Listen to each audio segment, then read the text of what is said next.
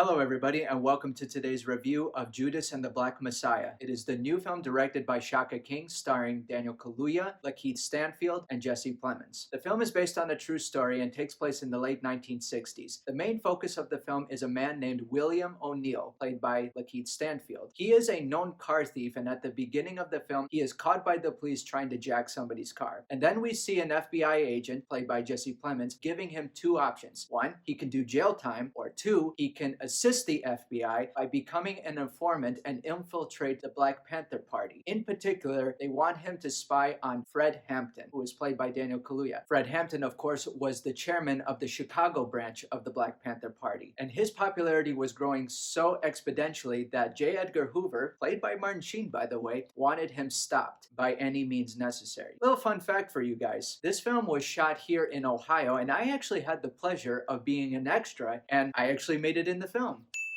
Or at least the back of my head did anyway. And after watching this film, I gotta say, I am very proud to have been a part of this because this is good. I mean, the way this film was shot, it kind of had the same aesthetic of a neo-noir mixed with blaxploitation mixed with gangster, kind of registering like Martin Scorsese's The Departed. The score was also pretty good. It actually enhanced the emotions that you were supposed to feel in some of these scenes. And also the acting, the entire cast of this film, I have nothing bad to say. In fact, Daniel Kaluuya is actually getting Oscar buzz for this film. In one scene, Fred Hampton is released from prison and gives an empowering speech in front of a group of people right after one of their comrades was shot by the police. I actually participated in that scene, and I actually got to see firsthand Daniel Kaluuya perform, and my God, did he commit. This guy had to do that same speech 20 times, and each time he did it, oh man, let's just say he deserves the recognition. Every single character was challenged because they are placed in the middle of a war, I should say. On the one hand, you have the Black Panther Party who are fighting for social justice. And on the other hand, you have the FBI who want to prevent the escalation of violence. And both sides are portrayed as going about these things maybe not in the best way. And Lakeith Stanfield's character is actually a good representation of that. He sees the good and the bad on both sides. And he is literally caught in the middle of both of them. He does not approve of everything the Black Panther Party does. And while he is being paid handsomely by the FBI, he realizes that he is clearly being manipulated by them to satisfy their own agenda, which also adds to the significance of the title, Judas and the Black Messiah. Judas, if you don't know, is a biblical character who ends up betraying Jesus. And this film really does focus on the whole idea of betrayal, not only betraying your fellow man, but also betraying what you stand for. As much as I like this film, I cannot say that this is a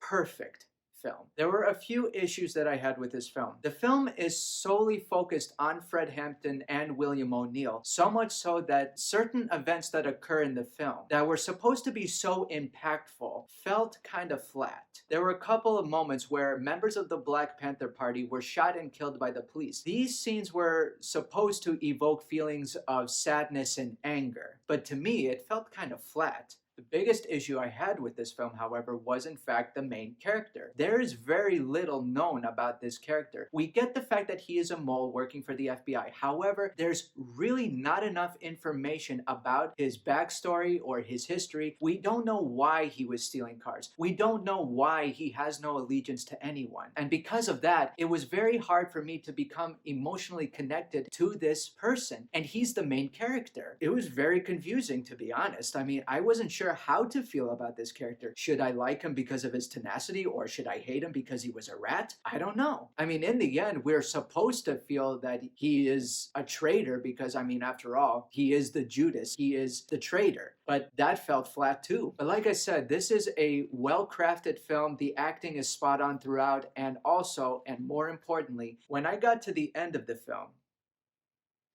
I was blown away by how relevant and how topical the film's subject matter is still to today. And here's the thing.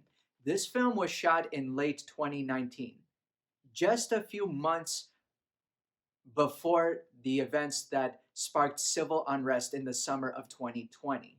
I'm of course talking about the deaths of George Floyd, Breonna Taylor, and many others. When you watch this film, you think to yourself that history has done nothing to correct course. And you're left wondering just when are we going to learn? When are things going to get better? And that's a good reason to watch this film. It presents a very important issue without being so heavy-handed and in your face. It just asks you to watch and understand the struggles that have continued to plague our history. I would definitely recommend you see this. It's playing in theaters right now and it's on HBO Max. So if you still feel uncomfortable about seeing this in theaters, you could see it that way. Like I said, I'm very proud to have been a part of this film, and even though it has a few problems, I still say it's worth the watch. And so I'm gonna give Judas and the Black Messiah an A-.